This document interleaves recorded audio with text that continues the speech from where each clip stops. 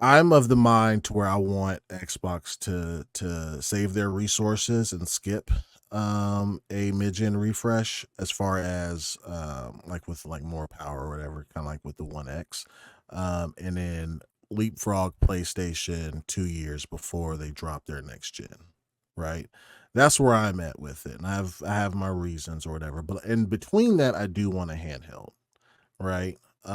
Or like like Rand was talking, maybe it's a combination thing where you get a handheld and the next gen Xbox at the same time. But I want to see where you guys are with the PS5 Pro coming out.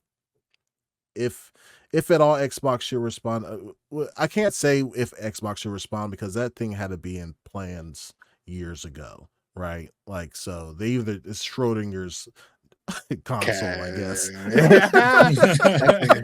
It is and it's not. Yeah. It's both. So what strategy do you guys want to happen? I guess I should say, and I'll start with you, 3-bit.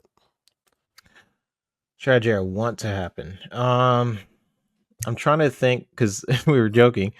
There's posts Xbox giving its games to everybody, and then there's Yeah. The before and the after. before and after. So it's like you try to figure out what their strategy is for this upcoming generation of why they were even testing out those games and what their new plans are and stuff like that, and how much do they consider PlayStation a competitor to the point where they would change any plan of releasing hardware.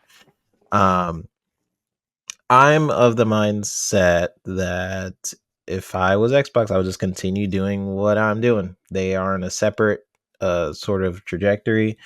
If you were going to have like a brand new console and skip a mid-gen, which is what I think they probably are doing, but I don't really know.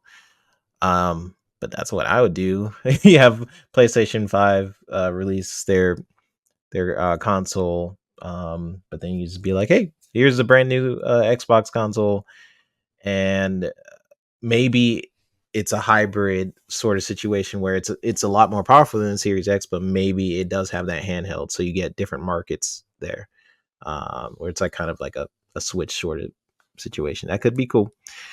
But yeah, I don't really know what to think. I think I feel like that would be a good opportunity for them, but at the same time, they are thinking way ahead than me. They they have a lot of strategies. Sometimes to their detriment, they look to the future. Like some things we're not even ready for. Like, hey, just look within now. But yeah, you said to their detriment sometimes. Yeah. Yes, to their detriment. I mean, we all know what happened with the Xbox One timeline, where a lot of those features would have been great to have, but people weren't just ready for it at the time. Right. They're like, always online. What do you mean? Right. That's literally in everything nowadays. That's true. So, whatever they're thinking about, I'm sure they're thinking about what's beneficial for them in the long run. Whether they think cloud's going in a certain way, I don't think they think cloud's going a certain way based on what they were saying in the FTC court case. So maybe they're thinking more so how to make this handheld and maybe compete in that way. I don't know. We'll definitely see. I do think it's a good opportunity to leapfrog PlayStation if that's what something they even still care about. I don't know. This is you new as strategy. You as a consumer, what would you Yep. want? I have a poll up, by the way, chat. So would you want, like, I guess the question is, do you want a mid-gen 24, right? And then your next gen comes in 28? Or do you want no mid-gen and your next gen comes in 26? I'm always give me the new stuff. Give me a new console. That's I mean, if you're asking me, that's what I would want. I know, like, if you're thinking business wise, what would be good right now, it's the race to GTA 6 and the promotion of that. So if you're releasing a new console like the PS5 Pro, Yep. No matter how much more powerful it is, it's a marketing thing. You could be like, oh, you could play best on the PS5 Pro, even if it's like an extra pixel, right?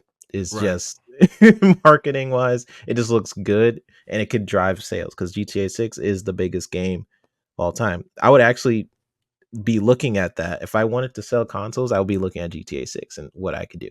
Yeah. That's how big it is. It's literally that big that I would consider launching Yeah. my console with that. But if you don't care about that, then just wait. And just have your console how you want your next gen. Okay. What about you, Rand? Didn't you have a debate? I could have sworn I saw like something you were going to debate. That's Brisket this. on This Oh, is that's that this Saturday. Is that this Saturday? Okay, Yeah. so Mm. it's a tough one to really have a debate on because it's sort like we sort of know what they're doing. At least it seems like. Yeah. So it's like, what is there really to debate because you know what one party's actually doing, right? But I guess it depends. Like if Xbox was coming out, if their planned leak from last year was right, and they were putting out their next gen console in 2028, yeah, I would want a mid gen refresh. Of course, absolutely. Mhm. Like, I wouldn't want to wait to 2028 to get new hardware, right? Right. Especially, you sometimes you're starting to see like some of these games not run as well as they could, and it's like Dragon's Dogma doesn't even really hit 30 on console right now, right? So you can make the argument that the more games that are getting into current gen only will maybe be limited by their frame rates, and it's like, I don't want Yeah. that to happen. Some people will move to PC because they'll want those frames, and some won't because they like the convenience. But so if that was the case, yeah, I would want it. Like, I absolutely would love to have a mid-gen upgrade. And I see a lot of people always kind of sharing the thing like, oh, there shouldn't be or whatever. And it's like, that's great. That's your opinion. But guess what? I want one. Yeah. I would, I give my $600 to get a better system. 3 or 4 years later, especially if I'm waiting another 4 years to get another one. Absolutely. Now, it's not going to be for everybody. It's going to be for the hardcore crowd. And granted, that hardcore crowd is, only so many people. But even with the PS5 Pro, like if I was a PlayStation gamer, I put it like this: I get that Pro day one. Absolutely. Right? If I'm playing all my games on PlayStation and I play a lot of games, and I know that the next gen's coming 4 years later, yeah, absolutely. $600, $700, I'm getting that Pro. Why? Because I play PlayStation every day. And now flip that, I'm an Xbox guy, and I'm playing on Xbox every day. And if I knew it was 4 years later, absolutely, I'd get the mid-gen. I'd want that. Mm-hmm. Even if it was just some better frame rates here and there, better stability, better ray tracing, higher resolutions. Absolutely. For a product that I use on almost on a daily basis, I'm going to get my money's worth out of that. So I want that product, right? Yeah. But we sort of I'm not going to say we know because it's kind of like, I don't say we know for sure, but it sort of seems that right now Microsoft is aiming to start next gen early. Mm-hmm. And they're like, okay, we're going to come out in 2026. And we're going to have a console, and we're going to have a handheld. And I don't know which strategy is the better one, because each one has their pros and cons. Maybe it's better for Microsoft to sort of split themselves off from competing with PlayStation in a like-for-like scenario, where it's like, here's the new Xbox and the new PlayStation, and they're both the same price. Because I sort of feel like Xbox loses those comparisons because PlayStation's such a bigger brand. Yep.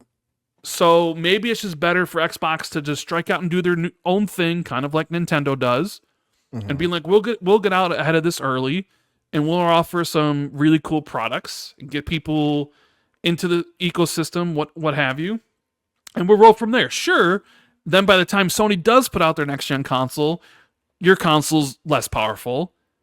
But I don't know if the jumps are going to be that significant moving forward without a new CPU.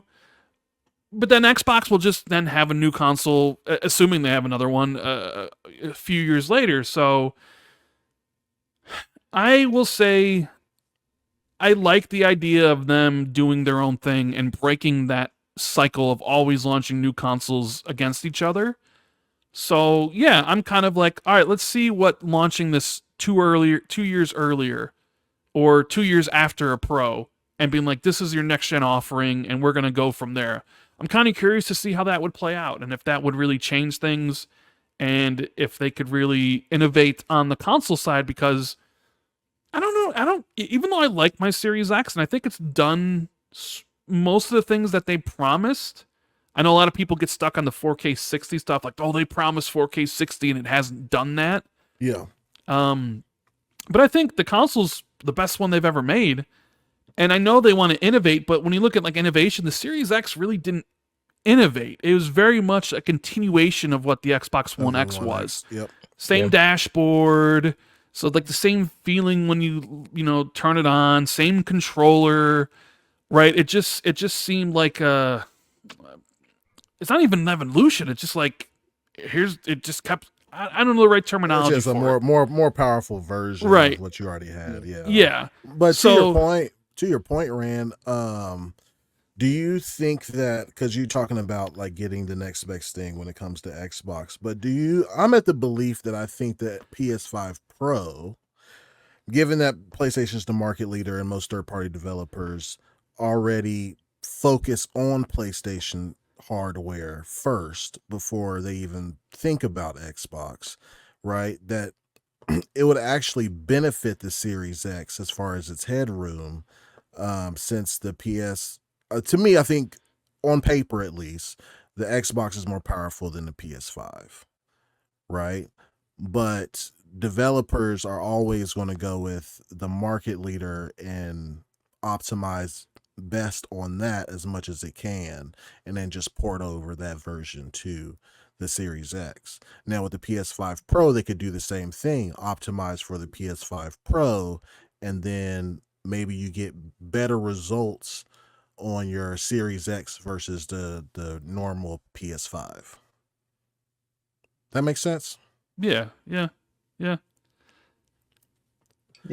was thinking that like it could be a catalyst of, because the PS5 Pro devs start working on that, it could ripple.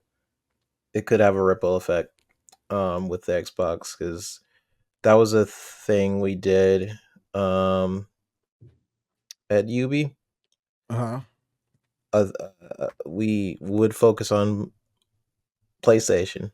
Right. and I think that's just it's throughout the industry though, where a lot of developers would focus on a PlayStation version.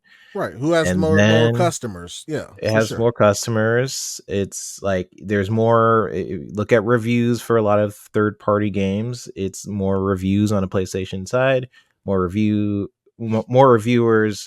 opt for PlayStation versions, or they ask for a PlayStation version of a game than Xbox. So it's just like, it is what it is. But I think when you get the PlayStation 5 Pro and you are making a PlayStation 5 Pro version of a game, and you already have developers prioritize a PlayStation 5, it could ripple. I don't know. We'll see. Yeah. It could have a rippling effect of like, since I am already prioritizing a PlayStation 5 and now I'm prioritizing a PlayStation 5 Pro, that could mean the Series X gets some good things in there.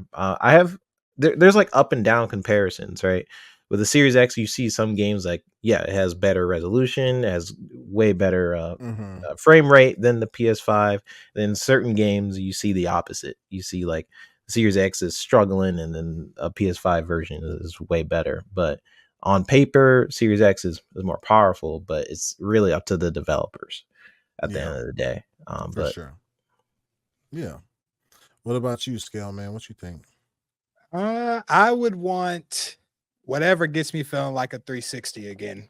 Honestly, whatever games, and I want the new stuff. Like going from Xbox to 360 was just such a good feeling, man. It just felt like everything was done right. And what you're saying is, between the leaps, they released before PS4, right? 360 did. 360 released before the PS3. Yeah. PS3. Yeah. Sorry. So I want to get, if we can, I guess we're back to being on that cycle of things. So I am fine with a new console sooner in the pipeline. I don't like pros and mid-gen refreshes personally, just because I already have a console. Like, I just want it to be out the box. I shouldn't need to upgrade. I don't want to, at least. You know what I mean? I'd rather just stay in that same. And when we get a new console, we get new UI, new sounds, new controller, new feels. Like these gens, like from the Xbox, I've been putting the same stuff, not the game wise, but using the same UI since Xbox One. Like this is just, I want to feel new things. Like, give me the blades back from 360. Start there. You know what I'm saying? Like, I just want to. That stuff is important to me in video games. Like, that stuff is synonymous to me, like peripherals and stuff like that. So, as far as just the consumer aspect, Randall made a good point though, because if this was my only like system, the only thing I play games on, I probably would want a mid-gen, because newer games are out and they will play better on the mid-gen. But since I have different consoles and a PC, it doesn't bother me as much. You know what I mean? To have to wait or just want the new. So, I mean, if this is my own, if I only had Xbox, I would probably take a mid-gen refresh. But no, personally, I want the new. Give me the Xbox 720. Remember? That's what I think. What about you, Nova? Pretty much, since like I would probably just do the next gen drop later, because currently I'm trying to refresh my PC. You know, can you imagine trying to do all these mid-gen refreshes for all these different consoles, you know, at the same time, also while trying to redo your PC? So it'll give me a little bit of time to, you know, get my PC up and going to where I want it to be. And then by that time, I'll just have the money, you know, saved up for me a new Xbox, man. And hopefully it would be a handheld Xbox, so I could take my Game Pass games, you know what I mean, play anywhere for real, you know, in that aspect. So yeah, I'd be looking forward to a handheld in the future. Yeah, if that's what's coming. Yeah, I think they do both, to be honest. You think they're going to go by way of the Switch? What the Switch got going on? No, I mean, no, separate. No, I think they'll be separate. They'll do a. I didn't think that they would do them both at the same, but they might. I'd want them staggered though. Like I'd want. So you would think the handheld would have the power of what, an S, essentially, and then the another so thing would be a actually more powerful X. Hold on, let me see. I talked to somebody today. On let me find it really quick. I talked to what's his name? Really smart guy. He knows his tech. Everybody in the industry listens to him. Anyway, he said the only way that they would be able to do S version of like compacted into a handheld is to use Zen 5 CPUs, which are out Q4 this year. So the earliest they could ever get something to market for an Xbox handheld would be March 2025, the absolute earliest. Because the power draw on a Series S put into form factor handheld, like it would run worse than a ROG Ally as far as battery goes or whatever. But if they go to Zen 5 and do some other stuff, then it could be quite possible to have Series S quality, I guess, or power in a handheld. Without having so much of a power draw, which to me I think would be dope. I mean, as long as it's not like the Switch. No, hell no. I mean, like it has to be like I'm taking my Series S with me. I mean, people love the Steam Deck, right? Yeah. What would you compare? Is a Steam? What's more powerful, Series S or Steam Deck? I think a Series S is. I mean, because of resolution, right? Like like even on my ROG Ally, I could play Starfield, but I'm playing at 900p upscaled. You know what I mean? But 900p on that screen though probably looks good. It looks pretty decent. Yeah. But I'm playing at like 900p upscaled to 1080, and I'm getting about 40 to 50 frames off of that, which is pretty dope. Plus, the Steam Deck is running Linux in the background, which is not too much of a heavyweight operating system to run on too. Right.